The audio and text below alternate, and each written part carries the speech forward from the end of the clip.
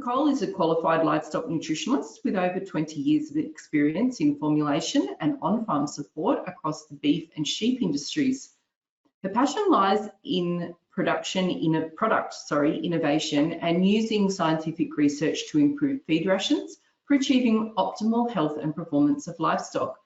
In her consulting business, The Livestock Coach, she helps farmers plan and simplify their livestock operation through focusing on key product drivers to improve sheep performance and production. Nicole and her husband run a mixed farming operation near West Wyalong, producing wool, prime lambs and polar Hereford cattle. Nicole is also an accredited lifetime new management leader and a Winning with Winners deliverer covering the Northern Riverina, and has recently been awarded the Nuffield Farming Scholarship for 2023, sponsored by Australian Wool Innovation. Welcome, Nicole. It's great to have you here today. I got your screen up, so you're welcome to take over the reins. Thanks for joining us. Thanks, Fiona, and thanks for the introduction. So today we're going to be looking at feeding for the dry conditions. It's obviously dried off a little bit quicker than we'd liked in most parts of the state. Today I'd like to go over, I get my screen moving here, here we go. 3 sort of topics I really wanted to cover today, and that was just the seasonal conditions, giving you a hand with pasture assessment and things to look for out there to help you understand your feed source better. We're going to look at monitoring the sheep condition targets, so the importance of condition scoring, how that fits in, where that nutrition lies, and I will touch on maintenance and production feeding, especially this season given the changes in the price of ewes, for example, and the price of feed as well, of grain. And then we'll look at paddock and containment feeding and some of the benefits that can come into play with strategic containment feeding. So first up with our pasture assessment and looking at seasonal conditions across the state, and we are very different across New South Wales from what I can gather. I've seen a little bit as I've headed north. I think further south of us here in sort of Northern Riverina, Central West, it's a little bit, they've had a little bit more rain, might be a little bit more greener, spring's hanging on a little bit better. Up here around West Wyalong, we're on the verge of harvest, so we'll have some stubbles coming up shortly, and you know, feed has dried out quite considerably as well. And then further north of in Northern Tablelands, Fiona's area, it's been very dry with not a lot of cover, a lot of feed on the ground as well. So this, you know, regardless of all that, you know, we are at the point where we're heading into summer. We do have an El Nino, and this will hopefully give you some tips and pointers onto how to handle that summer dry feed and what we can do to keep our ewes productive. So just on pasture assessment, you've probably seen this table or graph before. It's from New South Wales Prograze Manual, and it's a really, really handy one to refer back to. On the left there, we've got our digestibility of the feed, so how much of that feed is utilised by the animal. And down the right side, we've got the energy content. And within that, you can see the different parts of the plant reproductive stages as it matures there. So what they've also done is help you with, you know, high production in the top part there, moderate production, what will maintain dry stock, and where we lose weight of our stock. So that's a really, really handy graph to refer back to, and you'll see that in various information about the place as well, and it is available through some of the information on wool.com. So when we're out looking at pastures, a couple of key things to look for, and one really important one is the legume content. So if you've got any clovers, or they're probably burnt off already in most parts, but lucerne, that sort of thing coming in, that will really help improve the quality of your pasture and the energy content too. The other thing we really want to look at is the proportion of bare earth, and we'll touch on ground cover in a little bit, but that sort of gives us a gauge as to how we can help protect our paddocks moving forward when it's dry. When we look at pasture, it's really looking at the quality of the feed, so that legume content and perennials or natives, for example, and the quantity of the feed, so how much is actually there. A useful way to help identify the quantity available is taking some pasture cuts. It's a relatively simple process to do. We have sort of pasture rings or pasture squares where we can go and cut that out, but if you want to make one yourself, there's few different ways to do it, but it's, if you work out 31.6 sort of square with a bit of steel rod, that works out to 0.1 square meters. So within that square, if you get some little hedge trimmers or trimmers, little handheld cutters, and just cut all of the feed off down to ground level that's within that square, you take the weight of it just on the old kitchen scales there. You can get some ideas on estimating the dry matter, but probably about now it's probably only about 30 to 40% dry matter in some of this feed that's drying off, depending how much green's in it. And that will sort of get you 8 grams per on a dry matter basis. And then you can convert that to kilograms of dry matter per hectare by multiplying that out by 100. So if we, for example, had we weighed up 70 grams of dry pasture, we multiply that by 30% dry matter, which is by 0.3, we get 21 grams, times that by 100, and that's 2,100 kilograms of dry matter per hectare. Where that comes in handy is using some of our feed budget tables, which I'll show you in a minute, and it gives you just a really good idea of the quantity available. If you're unsure on dry matter, you can sort of do a microwave, drying it out in the microwave, so you can do that a little bit just to get the feel for what that dry matter content of the pasture might be. But another way is to also feed test them, and you can they always provided moisture and a dry matter analysis on there as well. If you've got paddocks that have been improved and you like to graze them all the time and year in, year out, you can actually then also take a photo of that type of pasture before you cut it, typically with a ruler in the background, just to give you an idea of height. Take that photo on a sort of 45-degree angle, get it tested, and you can make your own little photo gallery of what that feed looked like, and you can match it up to the feed test as well. So you've got that to refer back to at a later date. But the feed tests are a really good way to get an idea of the energy, the ME. CP is crude protein, so how much protein in there, really quite important for younger stock as well. DM is dry matter, and DMD is the digestibility of the feed. And they'll give you some really good indications of what that feed might suit in terms of stock classes. Sorry.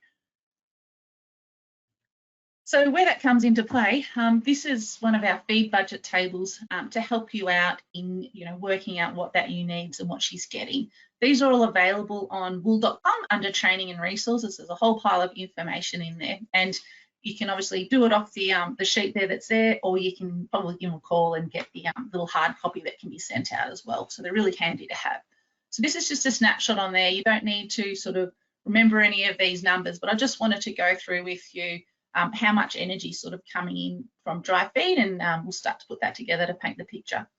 So with that top table 2A, that's a perennial pasture, and when the feed starts to dry off in a perennial pasture, the digestibility is about 60%. Now, what that means is if a pasture is 60% digestible, for every kilo of feed that's eaten at 60% digestibility, 600 grams or 60% of that is retained in the body, and the rest is excreted as feces. So for every kilo, 600 grams could be used by the sheep, and 400 goes out the back end. So at the start of the season as such, when the feed's just dried off, in a perennial pasture, it'll be around 60%. In an annual pasture, it's a little higher. That's the table down the bottom, table 2B. It'll be 65 to 70. And from there on, it basically declines on average about 5% a month. So if you took that top table, for example, 60% could be October, 55 November, 50 December, January, February, March, and it's pretty well right for this area that would sit in. So you can see here, so say we had that 2,100 kilos of dry matter per hectare in the example that I just did. We can basically run that across we've got feed on offer down the left there at 2,000, run across to say 60% digestible, and we're getting roughly 10 megajoules per day from that paddock. So these tables are really good to help you work some of that energy part out and what they might be getting out of it. So I just wanted to quickly chat a little bit about stubbles, probably because it's right at harvest time here. If you're a mixed farmer, you'll have this option as well. Now this picture and this example doesn't include any spilt grain, that's on the next slide, but I just wanted to put on here a bit of an average and talk about some of the numbers of this feed test. So This was a barley, I can't remember the variety, but it was a barley stubble. You can see there it's just over 3,000 kilograms per hectare of dry matter, feed on offer. And there is Hindmarsh, right in front of Hindmarsh barley samples. The dry matter, quite dry, 89.7, that's pretty standard. Look at the crude protein, 3.2, that's pretty typical, sort of 5% lower than 5% sort of stubbles here, where they'll come in on a feed test. And this other value here is the NDF, which I'll chat about. It's 75.5%. The digestibility of the organic matter was 34, so not very digestible, and the energy was only 4. So just coming back to NDF at 75.5, that's the NDF test is called neutral detergent fibre, and it's how they test for the sort of a fibre component in that feed. Now, NDF, what you guys really need to know is that it's a measure of the bulkiness of the plant material. So the higher the number, the bulkier it is. What that means is there's only so much they can actually literally eat a day. A ewe, for example, would not be able to eat a kilo of this feed because it's just physically too bulky. And you would know straw is very light, and if you actually took a whole kilo of this type of straw, you'd have a whole big pile of straw there that you just physically can't fit it in because it's so bulky. And then also it takes a long time to digest, being quite fibrous, and there's a lot of lignin and all the other hemicellulose and cellulose that needs to be broken down there. It just takes a long time. So you get this slow rate of passage moving through the rumen, which sort of, further inhibits how much they could potentially eat.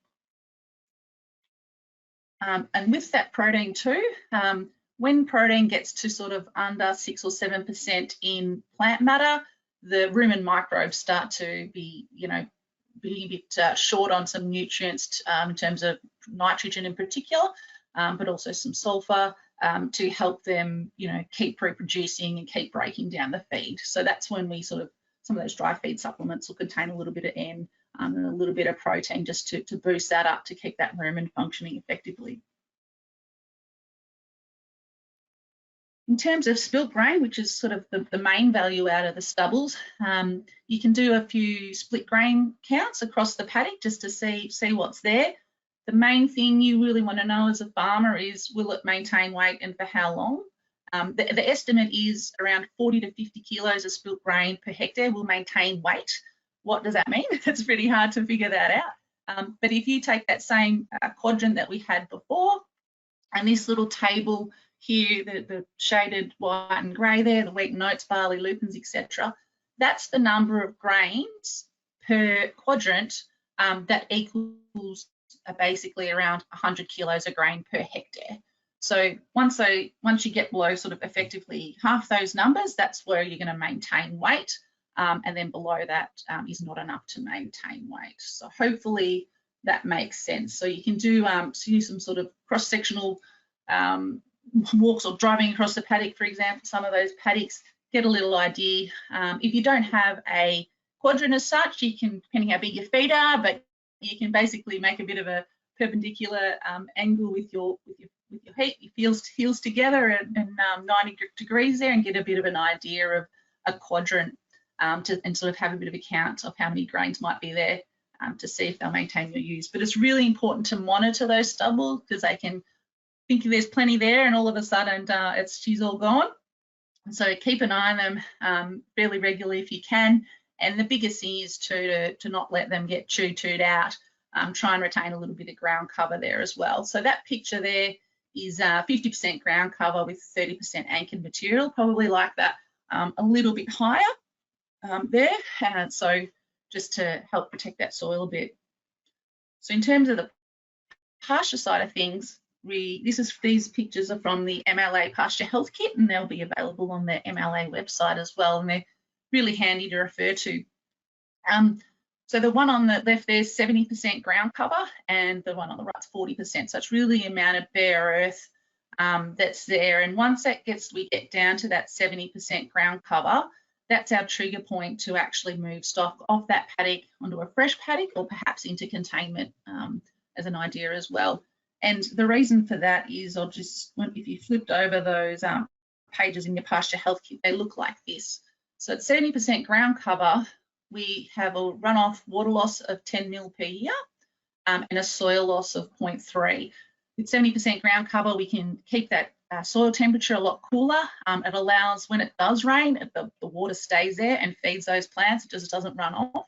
And it keeps, you know, the whole system happy, the soil microbes as well. When we drop down to 40%, we get 90 mils per year of runoff, with your topsoil blowing away at 4 mils per year as well. So the soil gets a lot hotter and it's a lot less productive and a lot harder to recover from. So having that trigger point to sort of understand, you know, the amount of bare earth in a quadrant, when we get to that sort of 70%, the work that's been done is a trigger point to get those stock off those pastures. I'll just touch on feed and water testing too in this section as well. And if you're in the Central West, they're giving away, the LLS are giving you 2 free feed tests and a water test. So hopefully the rest of the LLS areas will follow suit. Hint, hint, that'd be great. But it's a really great way to look at, you know, the feed, either your pastures, any hay that you have as well, and it gives you an indication of the quality and allows you to better allocate. You know, even if it's a ewe hog that's on a paddock, you know, might not be quite up to the job to keep them growing. It might be, they might, you know, might only be suitable for mature ewes, for example. So just helps you allocate those stock classes to the right sort of paddocks and or the right feeds that you want to purchase in or have on hand. If you are purchasing feed, hay or grain, the like, ask for a feed test or a commodity declaration as well. But the feed test will certainly, you know, be handy to know and have that on hand of what that feed looks like. I've also just given an example here. This was just a vetch hay that we had back in 2021. I was going to quickly just go over what some of those results and numbers and things mean. So we've got results there, units, and LOR stands for limit of range. And then the next one over says forage. So that's really important when you put it in, that it's, you know, hay or grain, that sort of thing. You let them know. When they determine the energy level of that feed, they actually use a calculation, and it's dependent on whether that's a grain or a pasture or a hay, for example. The energy equation will change. So we talked a little bit on neutral detergent fibre, NDF, so that's the bulkiness of the feed. This vetch hay was pretty good down at 46, so not too bulky, probably had a fair bit of leaf in it. The acid detergent fibres, primarily lignin content, so like a fairly indigestible part of the forage as well. It will include a few other things, but it's sort of the stalkiness of a feed, for example. 31's not too bad, 31% there. Crude protein at 17.7 is very typical of a vetch hay. For those who don't know, vetch is sort of like an annual lucerne, so it has a very similar profile to lucerne. Inorganic ash is 7, so that's really dust and dirt, which is typical for hay. You'll get a bit of dust and dirt in there. The dry matter digestibility at 70%, so she's pretty digestible, and that's reflected in that ME value at 10.4. So that's a really good ME value for hay. Water-soluble carbohydrate is sort of the sugar content in there. Having a little leaf in there will lift the sugar content there as well. The AFIA grade, that's just more if you're selling it and where it fits into. Organic matter is everything without the dirt. So you'll notice that if you take the inorganic ash off, it'll add 93 and 7, that equals 100. The next one down, DOMD, is just the digestibility of the organic matter. And then we have our dry matter and our moisture content as well. So it's a bit of a rundown. I know there's a lot of things on there that you may or may not have heard of before. So on to the ewe side of things. So this is Liebig's barrel, and you may have seen this before in a few different presentations and areas like that. So Liebig's barrel is, Liebig talks about the law of the minimum, where growth is dictated not by the total resources available, but by the scarcest resource or limiting factor. So when we go into summer and feeding, and you know this dry feed available, the first limiting thing that occurs is the energy level, and we saw that on the graph as that energy comes down as well as digestibility as the feed matures and dries off. followed by a very, very close second in protein. When it gets dry, we saw that stubble only 3.2, so it was very low in protein, and that's really important to have energy and protein in balance and talking to each other. Is essentially when it dries off, we do need some bit of protein in there to keep those rumen microbes happy.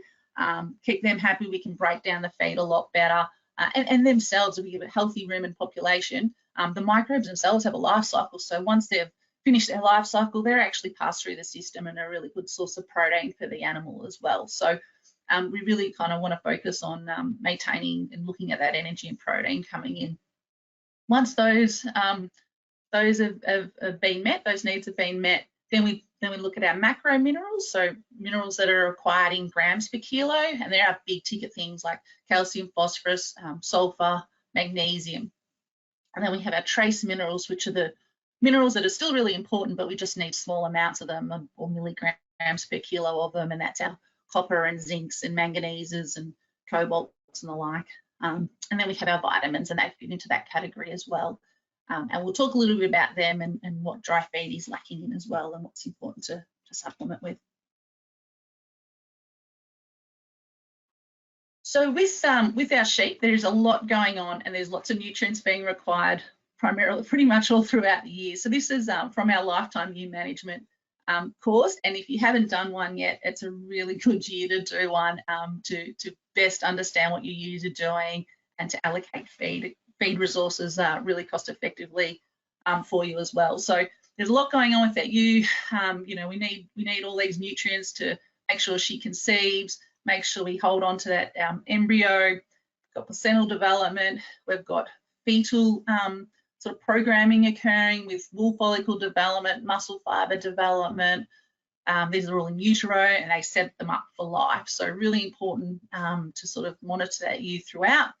And then obviously we've got coming up to lamb, we've got a lot of fetal growth that's got to be accounted for, high demands there. And then as that ewe lambs down and makes milk, she needs to be supported there as well. And then once we finally wean the lambs off her, we actually need her to recover for the next joining too. So there's lots of things going on there, even though we don't sort of see them as easily. There's things going on for that ewe that we need to supplement and making sure we're filling the gaps for her. The best way to sort of do that is by looking at her condition score, and in your lifetime ewe management programs, you learn how to do this really well. You do lots of condition scoring to get the feel for it. It is different to fat score. Okay, so fat score is where we look at the 12th and 13th long ribs, where you can see in this photo here, ewe condition scoring is done over the short ribs over the back, and it's a measure of the fat and muscle and her reserves that she can draw on at a later date or when it's dry, and it gives us an indication of really what's happening out in the paddock. You can sort of see your sheep there, and every lifetime ewe course I've done, it's always a real surprise to sort of go, gee, I thought those sheep might have been better or worse than that even. But once you get your hands on them, you get a really good feel for their condition and how they're placed to meet targets for reproduction. It's much more cost effective, and we'll look at some numbers in a minute, to maintain condition score than to try and rebuild it later on. And just on condition scoring too, we have some targets for mature ewes for joining and lambing, which we'll go over in a second. But with our maidens, we also rely on kilograms of weight. So we want those maidens to be 80% of their standard reference weight, which is a ewe that's a standard reference weight of a ewe that is empty, so not pregnant, bare shorn, no gut fill, and in condition score 3.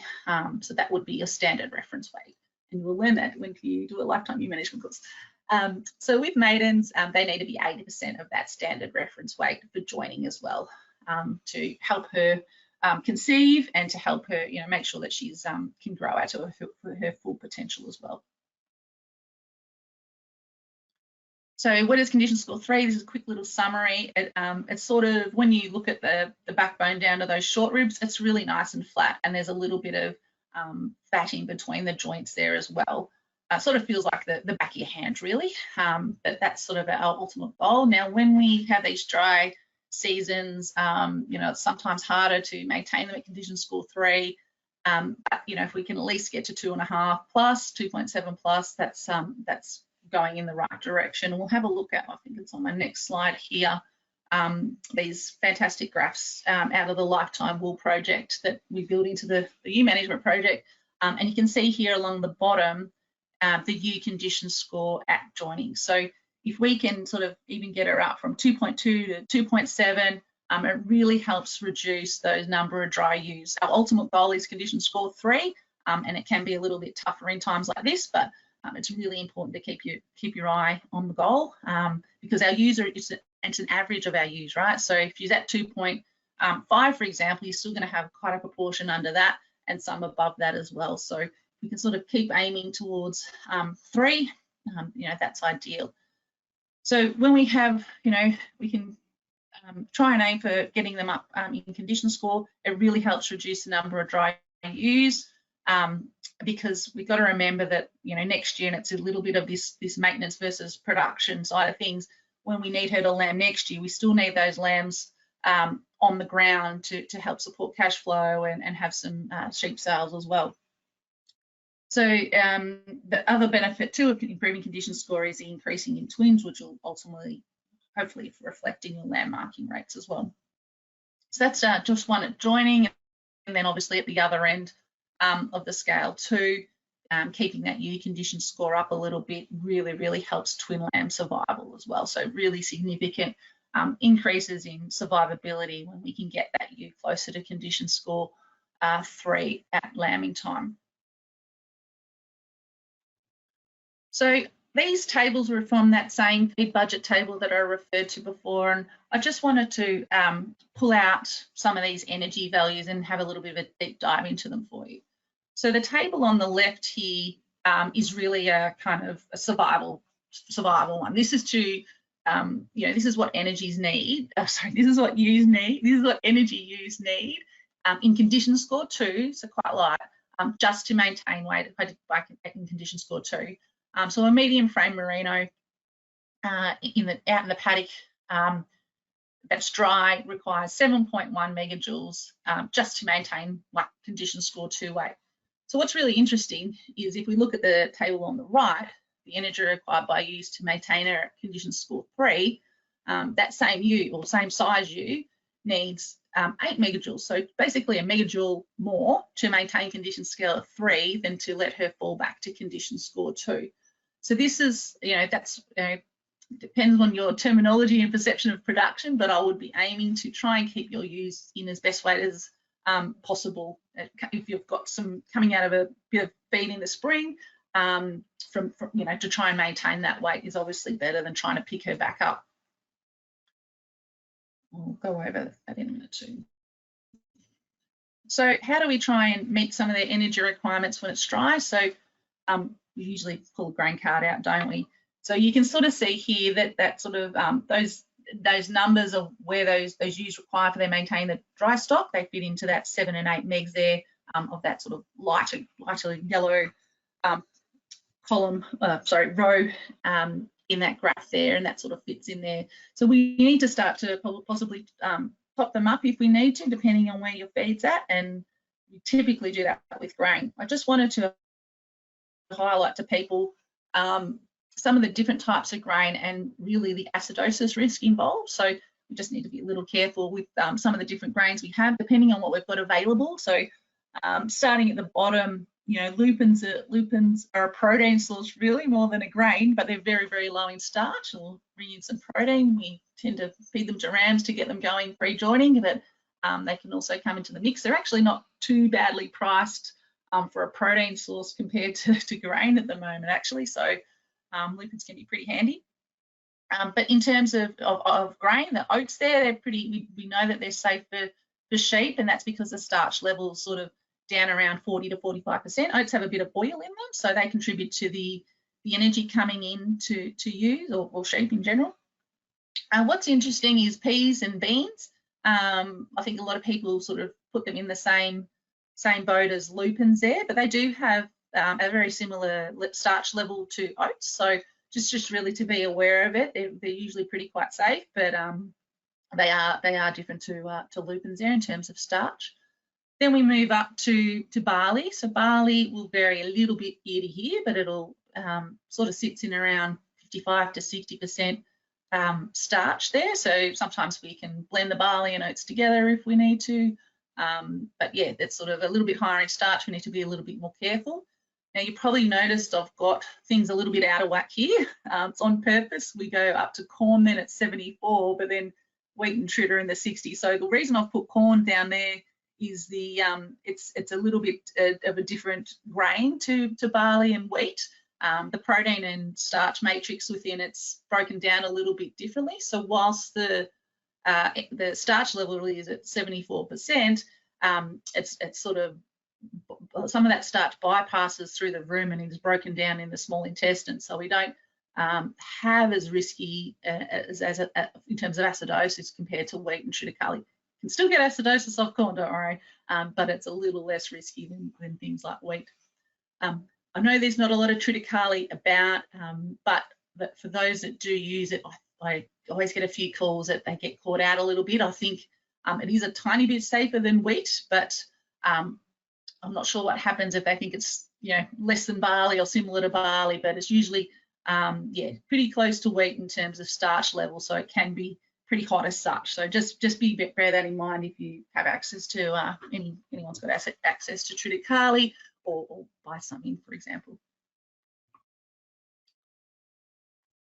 So main ways to reduce acidosis when we start grain feeding is if you do have some dry standing feed available, that's good. Obviously, if you don't, you'll need to get a little bit out there, and it's got to be what I mean by good quality roughage. It can't be mouldy and dirty and manky and stuff they really don't want to eat. As long as it's clean, right? It can still be straw. It doesn't have to be 17.5% protein, for example, like the vetch was, but as long as it's clean and palatable and fresh, something that they want to eat to keep that rumen functioning better. Now, you probably heard lots about having this minimum 10% required, but I just wanted to put that in grams for you and what that actually works out to.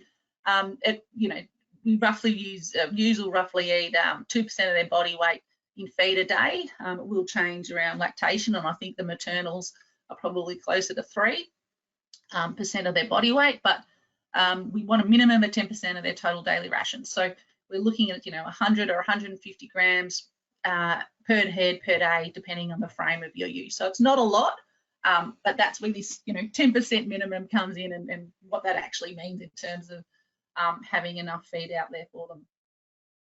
So why it's really good having a bit of roughage for them is this rumen motility. So it helps everything get turned over in the system. There's a fiber mat in there. It helps that rumen contract.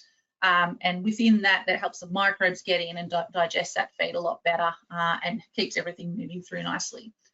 It also encourages more saliva to be produced. So within saliva, they contain their own natural buffers and bicarbonates, and that comes through the system. So as they're going on to grain, more saliva is produced, and they're making more of their own natural buffers as well in that rumen.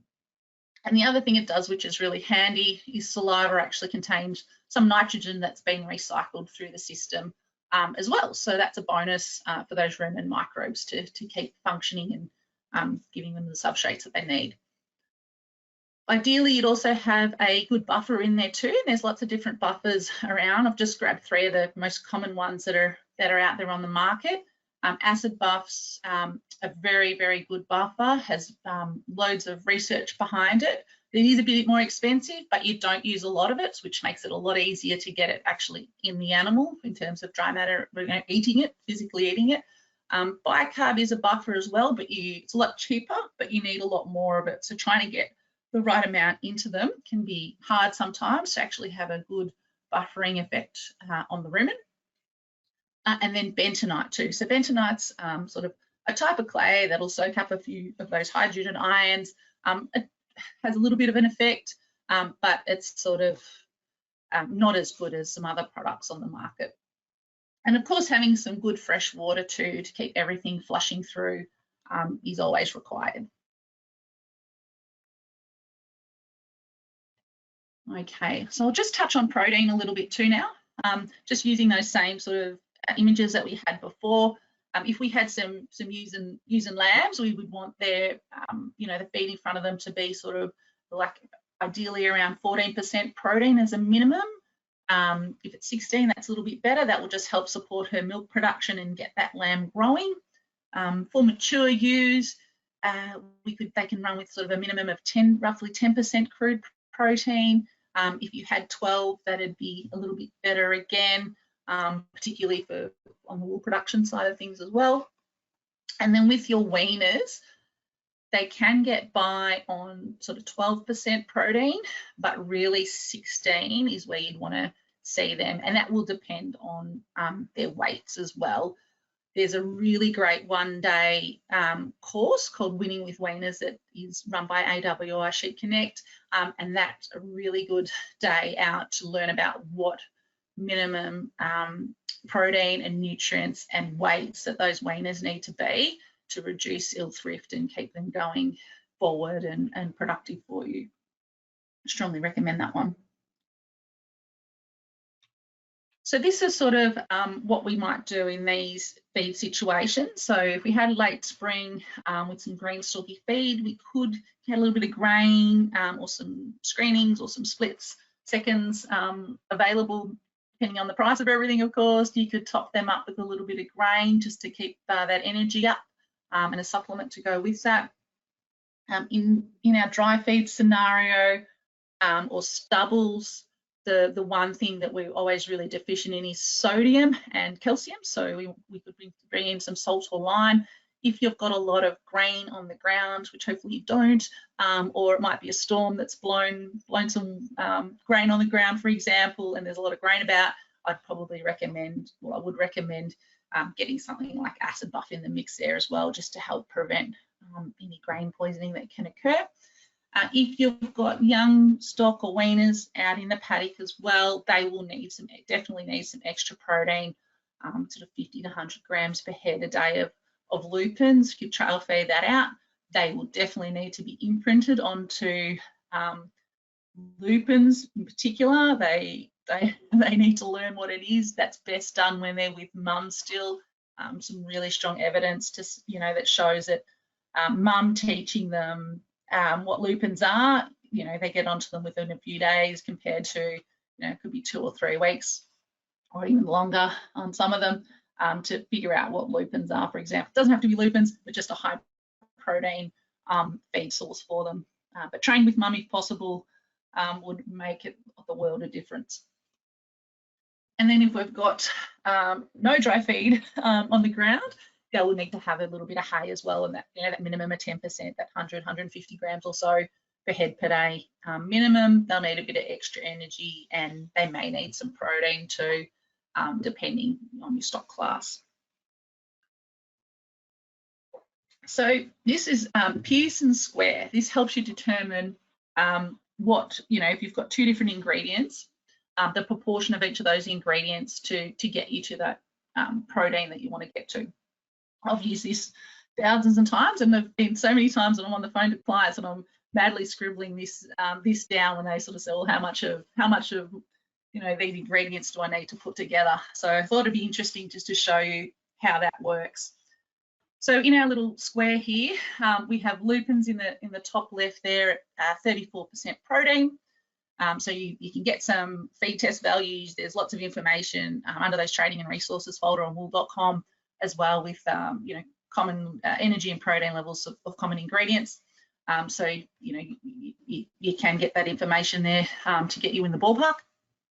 So if we had an example here with lupins at 34% protein and our barley was only at 10, and we wanted to get that ration just up a little bit to 12, basically what we do is we have that the desired amount in the middle. So for the lupins, for example, we've got lupins here at 34. The desired ration is 12. The difference between the two is 22, like the number. And similarly, we go across diagonally there with the barley, 10%. The difference between 10% and 12% is 2. So we have that in the top right corner. We add them together. Just have that on the box on the outside at 24. So what we do here is this lupins runs across the top of the diagram there, and we get 2, we divide it by 24, multiply it by 100 to get the percentage, and it works out to 8% of lupins that we would need for this mix. Similarly with the barley, we run that along the bottom there, we take 22, divide it by 24, multiply it by 100 for a percentage, and we get 92% barley. So then we've come up with a ration that will make that 12% protein. I use it primarily for protein, but you can also use it to, work out the energy, work out a different energy content too that you wanted to meet as well. So you could use it for a pasture with a feed test or a value of that on the energy and how much grain, for example, you might want to top up to get that energy level up. A little bit more maths, so stick with me here. But I just find this really useful when it's dry, especially something like now, or you need to buy in some grain on how to choose, the most economical and best value feed. So on the left here, we've got the maths for our energy, working out energy, and we've got barley, say it's at 350. These numbers might have started to move a little bit too since I did them a week or two ago, but we'll run with what we've got here. But so we had barley at $350 a tonne at 13 megajoules. So we convert that 350 a tonne to cents per kilo. So that's fairly easy. Divide that by 1,000, so it's 35 cents per kilo. And we simply divide that by the megajoules of the grain, which is 13. So that comes out at 2 cents per megajoule of energy. Oats in this example is at 280, and that's a little bit lower on energy. So it's cheaper, but we also lose a little bit of energy. And we do the same calculation, and that works out at 2.54 cents per megajoule. And then I put in hay here because hay is nearly always dearer on a megajoule basis than grain. So just to show you here, we've got cereal hay at say 250 a tonne, testing out at 7.5 megs. So we take 25 cents and divide it by 7.5, and we get 3.3 cents per megajoule. So you can see here that in this scenario, oats is actually the cheapest on a megajoules basis, but usually a little bit lower on protein as well, but you need to take that into consideration too. Those numbers might have started to shift, but it's a really handy way to quickly work out, what that value is in terms of nutrient value of that grain. We look at protein and take some protein sources. I've just grabbed lupins and field peas here. We had lupins at 450. They sort of sit at 32 to 34% protein. So we convert that dollars per tonne to kilos as well. So it's 45 cents per kilo. We simply divide it by the protein value, so straight by 32%, and that gives you $1.40 per kilo of protein. If we look at peas, so a little bit cheaper the peas are, but they're 8% lower in protein. So we have peas at $350 a tonne and 24% protein. 35 cents divided by 24 equals $1.46. So you can see here that the peas are actually dearer per kilogram of protein. So you would need to use more in your ration to meet your desired protein level than you would of lupins. So so hopefully that gives you, if anyone's old school and likes to write things down, but it's a super quick and easy way once you get the hang of it to identify the best value feed. Minerals and vitamins on dry feed. So the biggest one touched a little bit on before, but that's a calcium deficiency. So we're notoriously deficient in calcium and sodium in Australia in lots of different scenarios. So we really want to make sure we can top up that calcium for them. So with ewes, you can get hypocalcemia at lambing time. With lambs, you've got a spelling error there, sorry, stiff legs, and they actually die.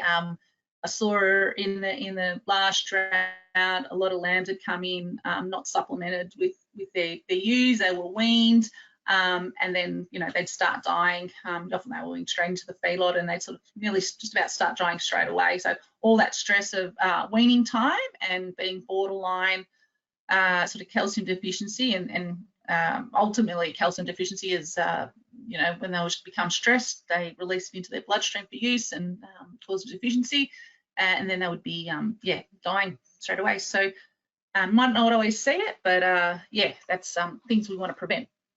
In rams or wethers, you will see urinary calculi too if you're just grain feeding without supplementing with calcium as well.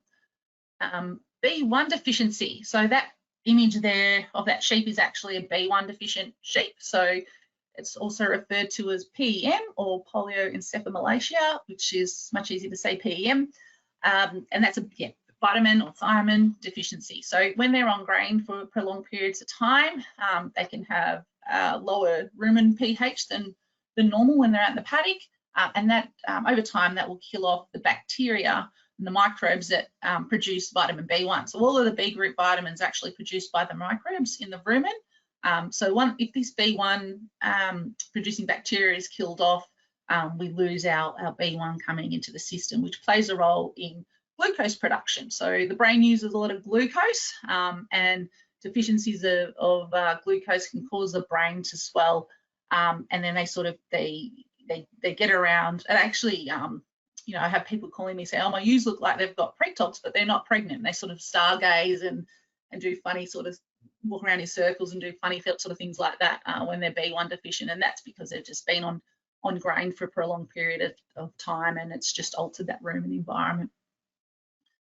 The other vitamins that we need to keep an eye on is vitamin A in particular, and also E. So they're naturally found in green feed, and obviously if it's dry, we don't have that green feed component there for them.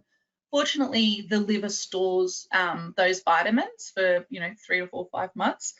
So it's not until sort of over time when we have a prolonged dry spell that we start to really look for vitamins A and E. So they have a role in lots of different components of the body, the immune function, membrane integrity, and the like.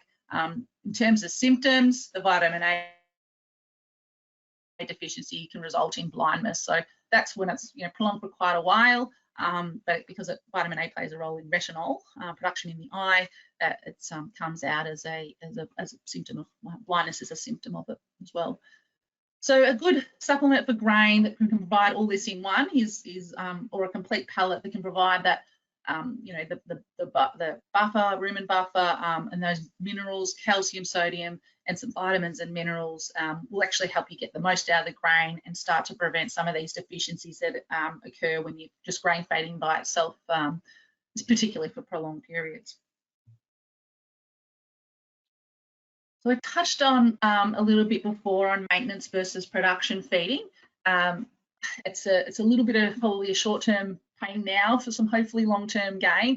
We touched on that fetal programming that we can affect, and that their lifetime effects on wool follicle development and muscle fiber development as well, and also the impact on next year's cash flow too with lamb sales or surplus ewes. You're still trying to want to get as many lambs on the ground as you can to choose from and work through, and obviously wool sales as well will help with wool quality too. And just reiterating those energy requirements of maintenance at condition score 2 versus maintenance at condition score 3. So that's 7 megajoules versus 8. And this sort of leads into my next slide on containment feeding. So the other part of that table had some confinement feeding energy requirements there as well, and that same ewe to maintain condition score 3 in the paddock, requiring 8 megajoules.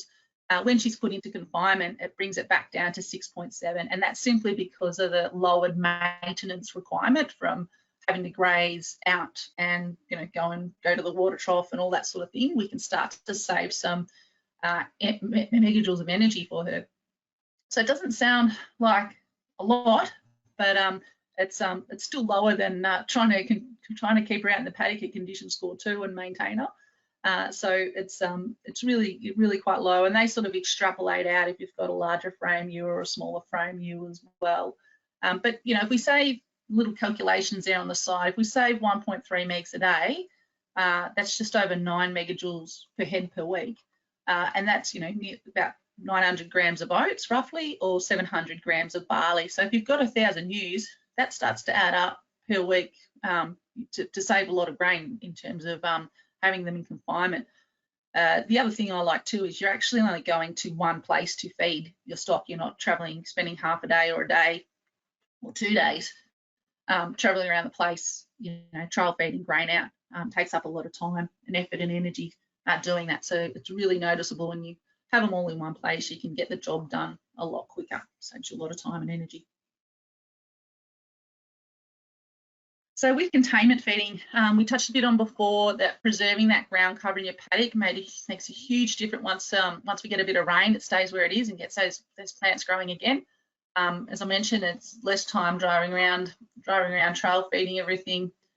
You can adjust that maintenance ration. So you know, once that you might be pregnant, you know, you can change those rations to suit them a lot better. You can get a lot sharper on what you need. You do need a little bit of infrastructure to do it.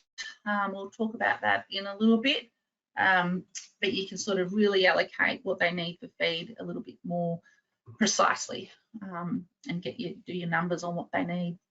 So as a rule of thumb, if I've sort of, you know, got a lot of things going on there with megajoules and how much they need and all that sort of thing a day, bit of a rule of thumb is that if you can feed them about 1% of their body weight in grain and that 10% of their daily intake of roughage, that will get you by. So a 50 kilo ewe, if she got half a kilo of grain a day and a little bit of hay, she would be right. So 60 kilos would be 600 grams there as well. So that sort of gets you in the ballpark as a bit of a rule of thumb on what they would need.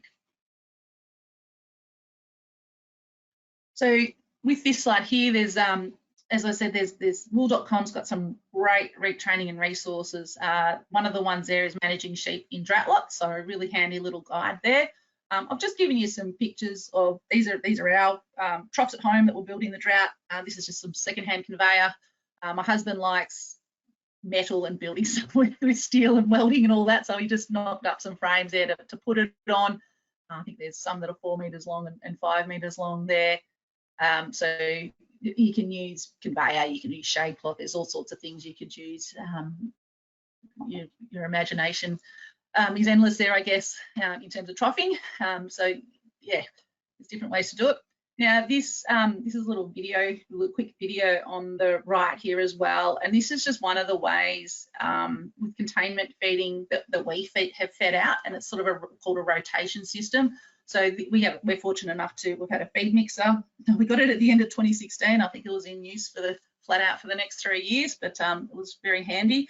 So we've just got I think that was a maintenance ration, or early pregnant those ewes, just trying to remember, but this was in the drought. And you can see here, this is called a rotation system. So we've put all that feed out in the trough while there's no sheep in there. And you can see just quickly there, as that gate's open, they know their job, they come in and eat that feed and clean it up, and that was their daily ration there. So it's a little bit more labour intensive in terms of getting it out every day, but you can see there, you can go back and either fill up troughs in another pen and let other ewes in there as well. It works quite well when they're not in your road. One thing on that probably wasn't as ideal is having wool on the ewe. So if you're getting close to shearing, you can pull it forward a little bit and get wool off, or get your wool off your sheep before you put them in containment. You'll have a lot less dust in there as well. Depends on your timing. So a little bit on just feeders and spacings and the like. There's lots of different ways to do it. I don't recommend having self feeders. They tend to still eat too much of the grain. So it's a little bit more labour intensive, but having a feed once a day would suit. So the picture of the bunker on the left and in the middle, the one on the left, that's made out of like the same plastic out of polypipe. You can get that, so it's fairly light and durable. As I mentioned, you can still use shade cloth. You can use tin, which is this one in the middle there. I've had clients use purlin too, that they can run their multi-feeder down with a PVC pipe off it to run it into the purlin. It's a few different ways to do things. But if you really need a minimum of 10 to 15 centimetres of trough space for ewes, more if they've got wool on them, might be up to 20 or 20 to 30 centimetres, depending how much wool is on them. And with the difference between the bunks is that, you know, you sort of only got one access side, single access, whereas something with a trough that's in the middle of the pen that you obviously have to go into the pen to do is that you get, you know, access from both sides. So it just sort of depends on your situation and infrastructure, what you want to do there. But for those ewes, just, yeah, how much space you can give them. But yeah, they will need a bit more, definitely a bit more space than lambs because they're bigger.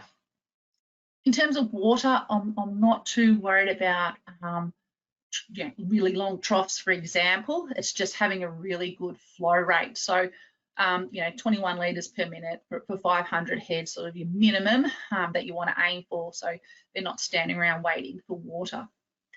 If you're relying on pumps and the like to keep water up as well, just have a plan for that pump breaking down and making sure there's another way you can get some water to them, or enough water as well for a couple of days.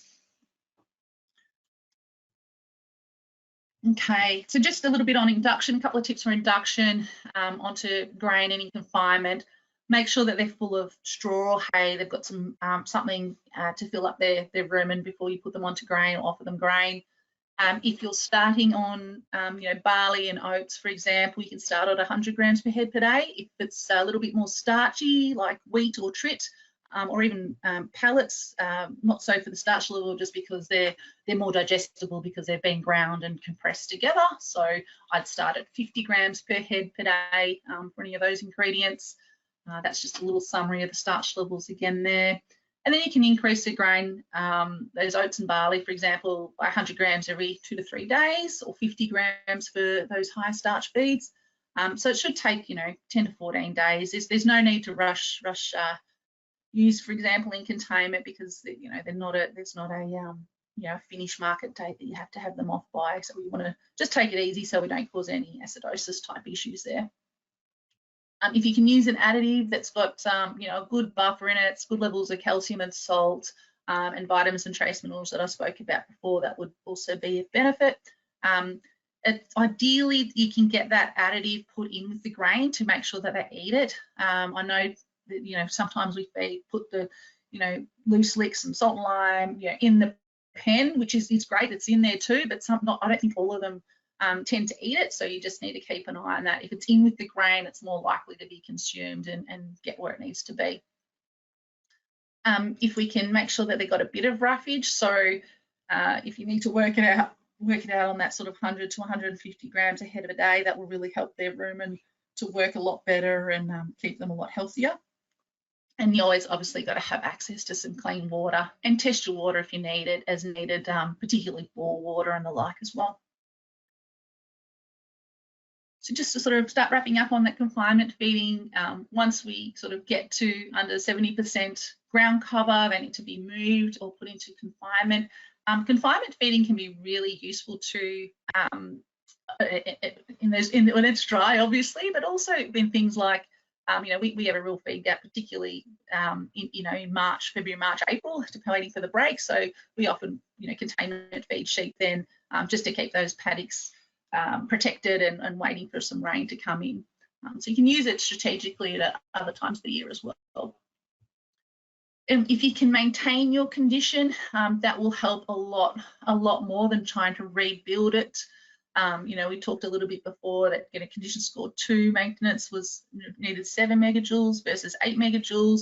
If that ewe had to try and regain, you know, whether it was a condition score or even half a condition score, you know, post weaning, she's going to need at least 2 megajoules a day to put on 50 grams a head, which work with me. It works out to half a condition score over the 4 months. But so she's going to need, you know, more than maintaining the condition score 3 if you can. So just try and maintain them rather than let them go backwards. You can join in confinement. You know, there's no sort of issues as much there. You can also pregnancy scan, highly recommend that as well if you're you know, heading into summer and you've already joined or joining now. You can then allocate, you know, the singles to have, you know, lower energy feeds versus the twins. I wouldn't recommend at all lambing in containment. It's haven't heard many very positive stories of that. If you can get them out a couple of weeks before they lamb is ideal, depending on how far they need to go to lambing paddocks. But yeah, not ideal. There's too much mismothering and lamb stealing going on lambing in containment. Providing some sort of additive or supplement, maybe a little bit extra protein as required, but you really need to address the calcium and sodium deficiencies and some vitamin and trace mineral deficiencies in grain and dry feed. So use those feed budget tables to help you put together a feed budget as well and formulate rations. There's, as I said, there's loads of information there on wool.com under training and resources to help you out as well, and obviously we're here to help too. Well, yes, there are two calculators. So if you don't like doing maths, like I went through before, there is a couple of great drought feed calculators. So the New South Wales DPI has their drought feed calculator and their drought and supplementary feed calculator. The drought feed calculator is sort of quite simple and basic, really quick way to determine those cents per megajoules of feeds and dollars per kilo of protein and put some basic rations together. And then the drought and supplementary feed one is really handy. You can bring in some, pasture information there, and also a little bit more, production orientated in terms of better weight gains and that sort of thing as well. So they're available and really they're fantastic. Highly recommend you downloading those if you don't have them already, as well, to get you going. So thank you for your patience today, and over to you, Fiona. Thanks very much, Nicole. Great webinar. We've gone a bit over time, but we will quickly have some question time for you. First comment, actually, Northwest Local Land Services have free feed and water tests available too. So thanks very much for that input. Fantastic. Any tips for avoiding urinary calculi when feeding grain, especially to wethers? And before you answer, I will comment to that one that Tim Goll covered this last week in our Spring Health Update in a lot of detail. So I encourage you to look on for the recording onto the website, but go for it, Nicole.